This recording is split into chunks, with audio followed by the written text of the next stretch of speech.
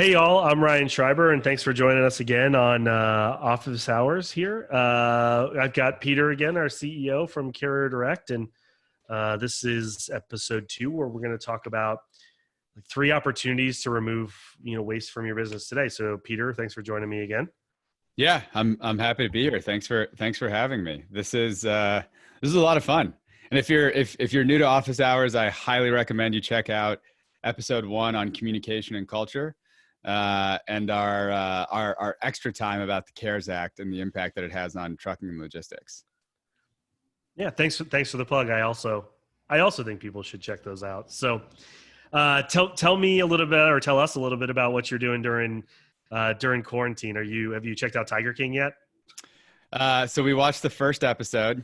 It was interesting, not enough to go back, although we'll probably watch it. We'll finish it at some point. So we got out of Chicago about 2 weeks ago, and I've been up at a family cabin up in northern Michigan. So I'm with my wife and our dog. I've been pretty busy working during the day, and then trying to make sure that I get some exercise in. We did start The Sopranos, which is great. Neither of us had seen that, so we're finishing. I've never seen first. It. Yeah, it's good. I would recommend it. Make sure you have to finish the first season.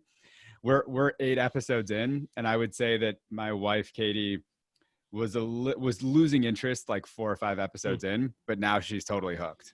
So you got to give it some time.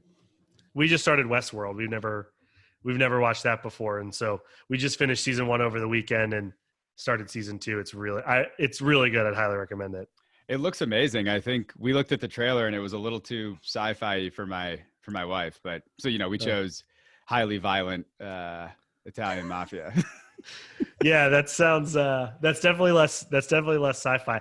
Yeah. It's interesting. I really like sci-fi, so maybe I'm the wrong person to speculate on that, but it's like, it's not all sort of like, it's not the Terminator, Salvation, maybe it's like the first Terminator movie, right? Yeah. Where it's like there's sci-fi underpinnings of all of it, but most of it is just like human interaction. Or if you ever seen Battlestar Galactica, it's not Battlestar Galactica, right? Like there's not these just like robots. I haven't seen Battlestar Galactica. That's actually it's a relatively good analogy in terms of like kind of but it's just less, the tone is certainly very similar. And some of the underlying like philosophies are similar, but it's just, there's not spaceships flying around and whatnot. So sure. Yeah, that makes sense. What, so you're a business leader, right? You're the business leader at CarrierDirect. What are you doing during this time that looks like the one thing maybe that you're doing that other people aren't sort of thinking about, or that might be the one thing that's different? Yeah. So what's interesting for me is there hasn't really been any one thing that I've started doing. I mentioned before that I've been trying to be diligent about exercising. I found I can wake up at 6:30 or 7, like jump on the news, go right into work kind of like, maybe take a quick little break for dinner, but otherwise, like I could be working to midnight every day. And what I've done that's helped me self-regulate is commit to exercising for at least 45 minutes a day. Could be running outside, some body weight workouts. We got some kettlebells and things like that, or cycling either outside or on a bike trainer. But for me, it's been more important to just make sure that I commit to taking some personal time where I can shut my brain down and help kind of like reset. What about you? What have you been doing? Yeah, that I kind of I'm like a very all in or all out person. I'm taking a different approach, which certainly than you, where you're saying, hey, I'm not adding anything new. I'm really sort of like looking to be really diligent about something that I care about. I've taken the approach of like investing in times of things that I've wanted to be doing for a long time, which is this podcast, right? I've wanted to do a podcast for several years, but just kind of couldn't figure out exactly what I wanted to do. And, and so like, I'm still trying to find the line of like shutting down, but I've wanted to do this for a long time. So I've, certainly investing in this. Credit to our teammate John for helping this like really come together for me. I had a conversation with him about all the kind of the broader conversations that we're having with our clients, and kind of how to bring that to a larger audience. And he helped this really kind of come together in my mind. So, we have all of these conversations with our clients. We've done a lot of this work, and and so there was an opportunity here to do this now to kind of bring this to a larger audience and help people. So. Yeah, I mean, it's what we're passionate about. I mean, it's our company's purpose is helping help transportation companies run better. Run better. You could say that we wrote the book on improving your transportation business. Yeah, I like the education pun, but it's true. I mean, business improvement for sure. Like when you and I first spoke a little over a year ago, the first thing we talked to, you asked me like what I really like to do. And I said I like to help businesses get better. So, yeah, I mean, and this fits perfectly with CarrierDirect, right? We're the premier technology delivery and management consulting firm, and freight and logistics is all we do. And so office hours seemed like the best way to really share this perspective with as many people as possible, and help business leaders. I described it last time, help business leaders tackle the very now problems facing them and facing their businesses. So I think that kind of brings us to here. I think what I really liked about the first episode is that even though the topics bubbled to the surface today because of the coronavirus and the economic uncertainty, the lessons are applicable all the time. We talked about, Ryan, you talked about like communicating with team members and how to manage remotely. I mean, these are topics, we're talking about these in wartime, but they are applicable in peacetime as well. Yeah, I agree. I mean, we may have talked about it in terms of how to work with people remotely or how to manage them remotely, but those same are definitely applicable to when they're in the office. So, and that's the focus, right? To make this, to give I actually think that's the interesting, or the most interesting part about this is it's not actually about doing anything different, right? It's actually about just being more intentional about the things that you already were doing or should have been doing in your business. So we'll kind of keep that going here today. I'll steal your educational sort of analogies. This is going to be chapter 1 of a 2-chapter series. And we'll talk about sort of those topics as we go. Yeah, I mean, from the conversations we're having, businesses right now are looking out and they're just seeing uncertainty. More than ever, we're hearing companies are getting serious about what are the tangible quick wins that they can have that are available in the business today.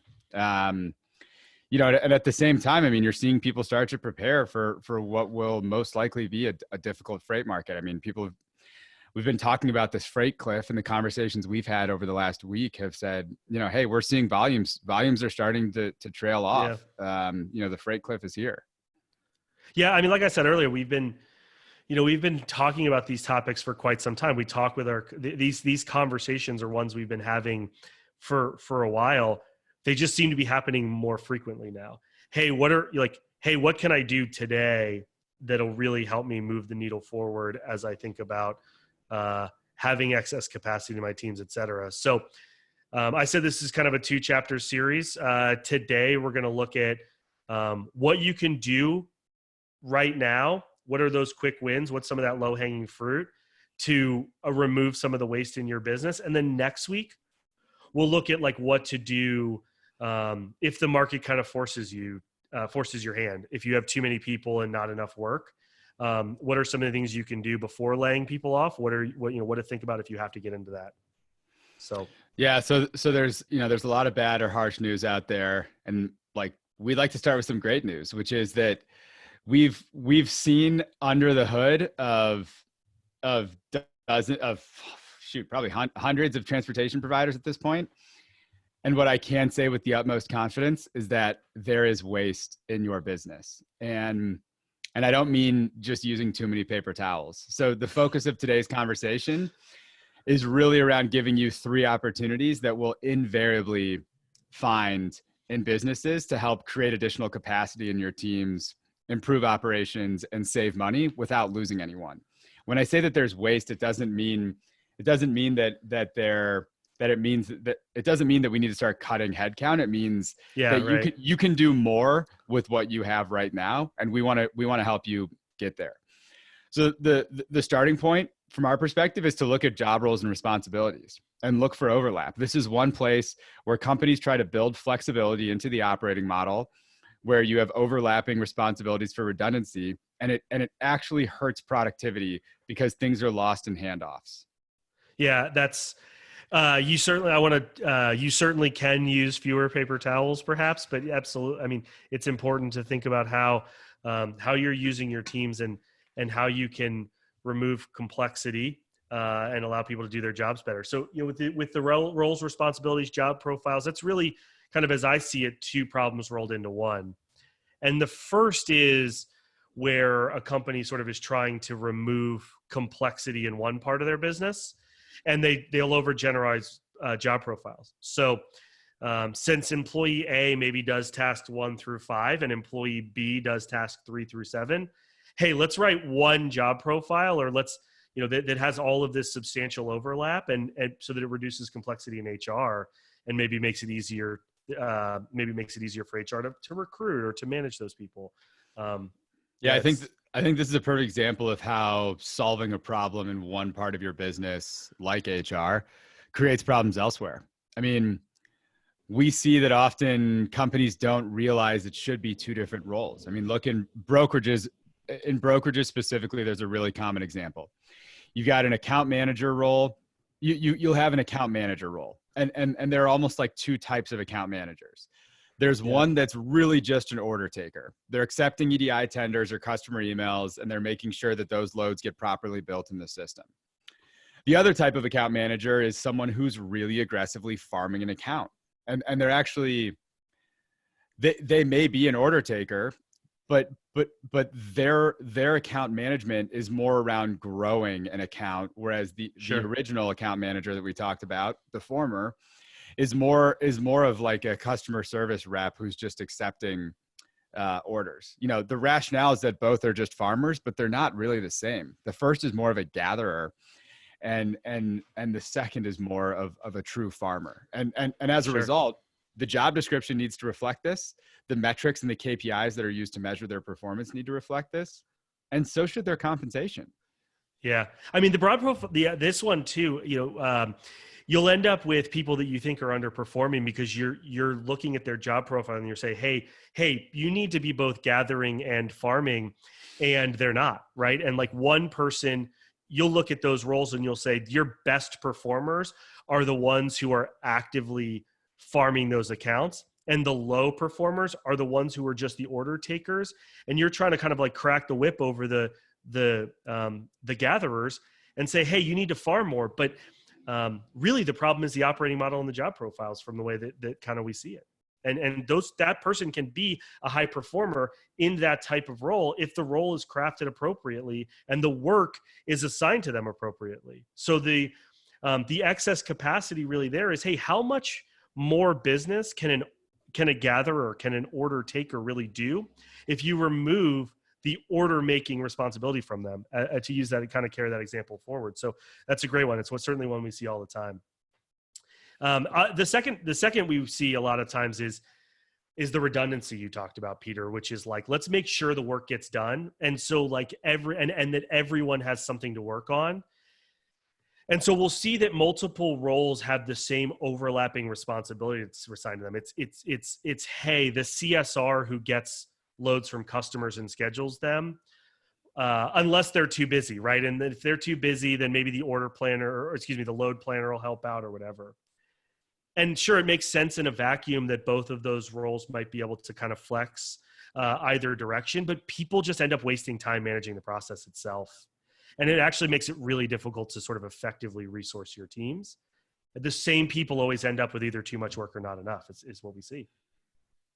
Yeah, and these both have the effect of making it difficult to hold individuals accountable. And so as a result, they both of these challenges require more active management to get results. And so what ends up happening is you end up trying to manage people to responsibilities that isn't really what they're designed to do, or what they're strongest suited to do, or like what they're compensated to do. And that's a challenge.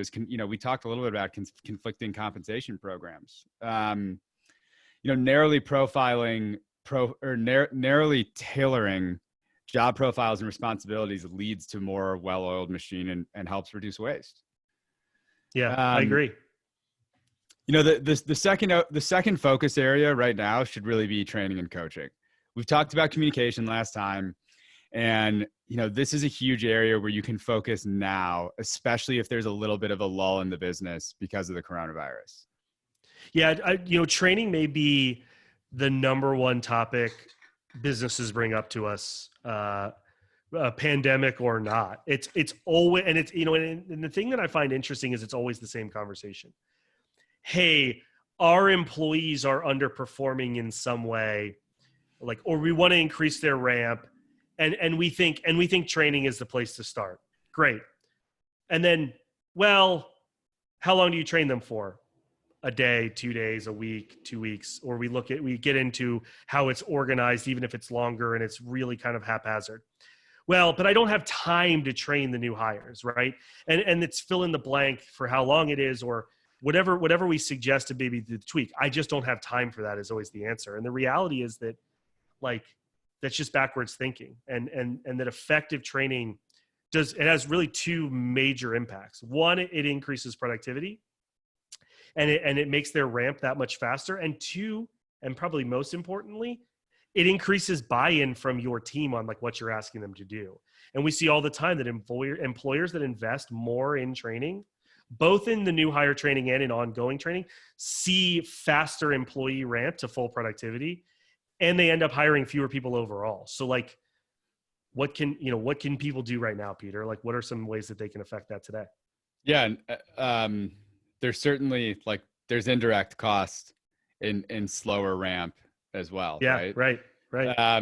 So, two things that folks can do right now. First is center yourself around a level set training. Essentially take everyone in the organization through new hire training again. And this is something we see all the time. Well, we've got some experienced folks. Yeah. We've hired some new experienced folks, and they don't want to go through training because they already know the difference between truckload and LTL. Our experience has been that even the most experienced people in logistics and transportation and trucking always get at least 3 things out of any new hire training program. Yeah. There's always something that they didn't know before. And so I think that the communication needs to be back to the team that, hey, you have to go through this new hire training because everyone does it. And even though some of it may be redundant, it's a refresher. And I'm looking to you to be a leader by helping participate in this. Yeah. The other is I think that there's a huge opportunity to provide ad hoc kind of level 2 training right now. I mean, look across your organization. What's the level 201 training that you could be providing? Is it could it be getting past the gatekeeper in more complex sales? Is it how to have more effective conversations? Is it manager training? Is it how to be a better team member? I think that during this time, this training actually plays 2 roles. One is you level up your organization, but 2 is that it actually helps people feel more connected to the company mission when things are difficult. Yeah, I think that second part's also a really great one, right? You're trying to figure out, as we talked about in the last episode, you're trying to figure out all of these different ways to keep your people connected to the organization, and it one great way is just reinvesting in them and saying, hey, we all have this extra time. I also maybe have some extra time. I'm putting out fires everywhere, but I also have a little bit of extra time in my day that I'm not commuting to and from the office, as an example. And I want to reinvest that into y'all and help level you guys up during this time. I think the connectivity, so speaking of connectivity, to me, coaching is the most important things companies can do for their employees. And the biggest miss here to me is we see all the time that leaders just kind of misunderstand what coaching is. the disconnect here is that I think like for most people who end up in leadership roles, it was always very obvious to them what it took to be successful. And it's hard for them to understand why other employees, it's not as obvious to them. And so like coaching is really generally employees understand what their goal is. Their struggle, which is different than yours, their struggle is how to accomplish the desired result. And so effective training has to include a knowledge share. It's not this go do X, right? Go sell more, go improve your margin percentage, go get more customer tenders. And it's also not the step-by-step how to click this button, dial, call this person, but it's really like a few tips and tricks from a manager for like what they've seen to be successful. Yeah. I think, too often we see managers and leaders stop at communicating the output or they misunderstand what employees need from the how to.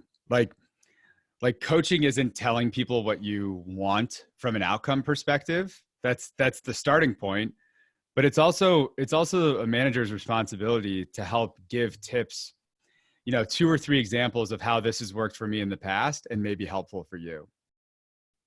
Yeah, exactly. It's those 2 or 3 tactics that really helped get the outcome that you wanted, right? And to me, the most important thing there is, and let's set up a time to review this. Here's the tips, try them out. Let's talk not about the outcome itself, but hey, here's what worked and what didn't work. How did that specific suggestion work for you when it was out in the wild? What about it worked? What about it didn't land? Let's refine.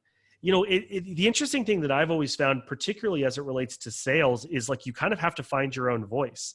And the very specific way that I say things or do things works for me in a way that maybe doesn't work for somebody else.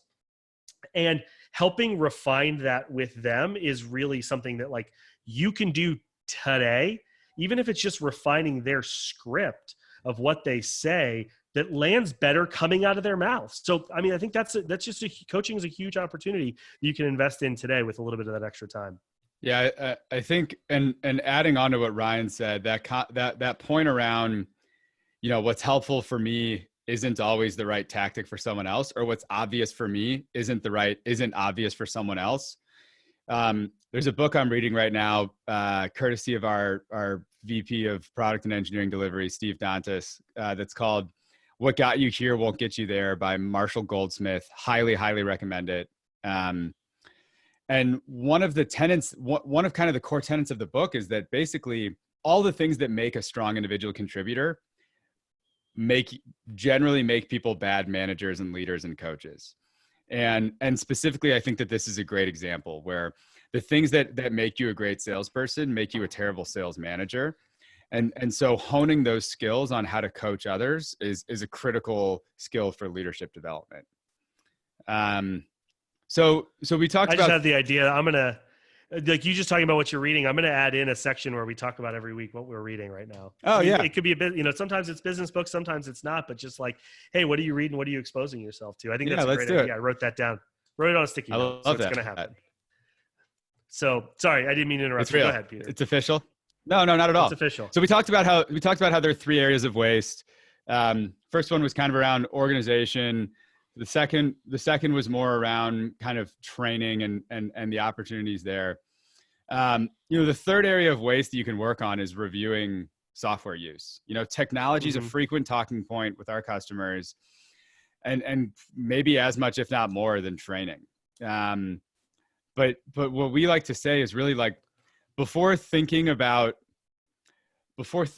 how you're implementing software, you need to make sure that you've selected the right tools. And it's too often that companies want to rip out the tools they have because they don't work or no one uses them, without even looking into why employees aren't using the tools as you expected. Yeah, it's always, hey, I hate this piece of software. I hate this technology. It doesn't work. Yeah, you have to. It really starts with the user, right? It starts with looking at the user, and we often see one of the biggest problems here in this selection piece of this is like leadership's making those decisions in a vacuum. Again, this goes back to like what's obvious to you isn't always obvious to everyone else. And so, definitely leaders know the business, but seat level employees feel the pain of doing that job today. And that job is constantly changing, right? And in every engagement, every single one, and feel free to challenge me on this, right? We uncover challenges at the seat level that leadership like had no idea that the employees were facing that. And it went into selecting tools. Yeah.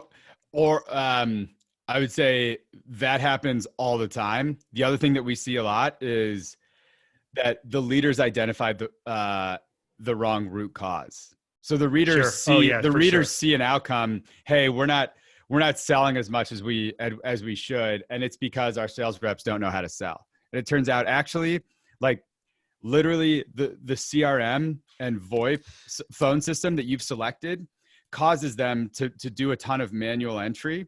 And so they simply can't make the call volume that you want them to with the tools that they've selected. So it's not that they need or how you've implemented them. Yeah, or how you've implemented them correctly. It's not that they need better scripts. It's that there's actually a disconnect in the workflow. There's a lot of inefficiency in the workflow. Yeah, I say like my favorite line there is make sure you're measuring the right shit, right? Yeah. Like, hey, we got a ton of leads in the CRM, but like you're not closing any deals. Well, like what's the root cause of that? Like where's the breakdown?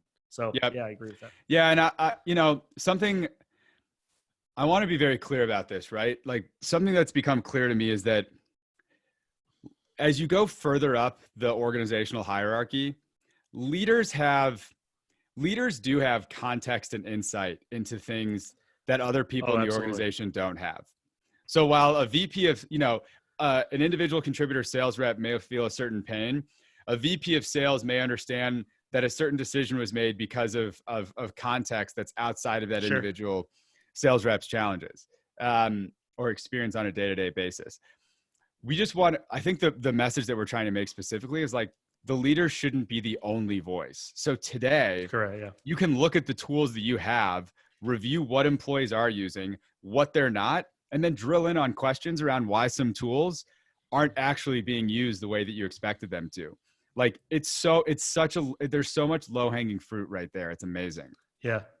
Yeah. I mean, I think to sum that up, it's like the leaders need to make the best choices for the business. Like the insight that the leaders have is incredibly valuable. Like when it comes to selecting a tool, but without the voice of the C-level employees on like, what are the best or what are the things that I need to actually effectively execute against my job? But you're right. I mean, where the business is going is what the leaders need to decide. And how that impacts a C-level employee is definitely important, but like that prioritization may change. And so like, give away a little bit more of the secret sauce here, but that's exactly what we do, right? We sit with the C-level employees. We gather those requirements. We sit with the leaders. We figure out exactly where the business is going. And then we use that to develop that framework going forward for selecting software. Hey, here are the criteria that we are going to use for making software decisions in our business. Like as leaders, you should be setting up the swim lanes for making that decision. So first see what the people are doing and then make that framework.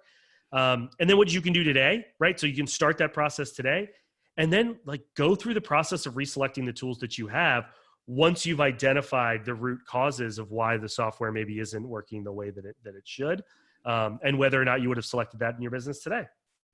Yeah, there's this concept of there's a concept called zero-based budgeting in the finance world, where every single year, so there's a certain track where it's, hey, our spend for computers was X last year, so let's just add 3% to that this year to account for some growth. Zero-based budgeting is looking at everything every year as if you have to re-justify that spend.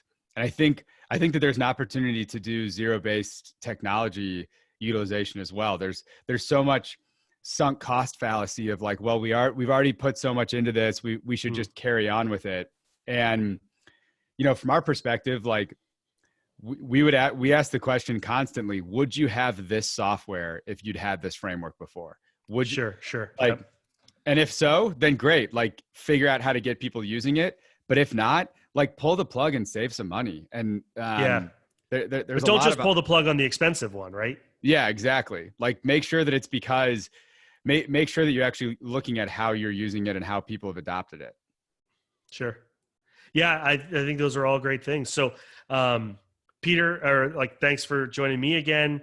Y'all, thanks for joining us again today. As I said, like, next time, chapter 2 is really going to kind of be um, uh, preparing your business for this uncertain future, what you can do before you have to make the layoffs, and then like what to do if you have to make layoffs. That's what we'll focus on next time. So, um, Yeah, yeah. yeah, and Sorry. I'll add that if you are finding yourself in a tough position between now and when the next chapter comes out, like please reach out. Like if you've got to make some hard decisions, if you've got to if you're potentially looking at layoffs, reach out. We're happy to jump on the phone 20, 30 minutes. We can do these Zoom calls now that everybody's kind of on board with it. Yeah. But for, we would be more than happy to talk it out and talk through some options for what you could do if that's a situation that you're facing right now. Yeah. Yeah. Thanks for throwing that out there too. So like, a little bit more from us. If you're watching this in the next couple of days, we have a Stiefel webinar coming up where we're going to talk a little bit about technology strategy and dig into that last piece a little bit more. But you can always check us out on LinkedIn. Look for us on FreightWaves as we're usually frequent contributors there. Check out some more of our ideas on CarrierDirect.com/content. And we want to hear your feedback on how to make this a little bit better. So feel free to shoot me an email, rschreiber@CarrierDirect.com, or Peter P. Rentschler at CarrierDirect.com, and we'll see y'all next time. Thanks again. Thanks.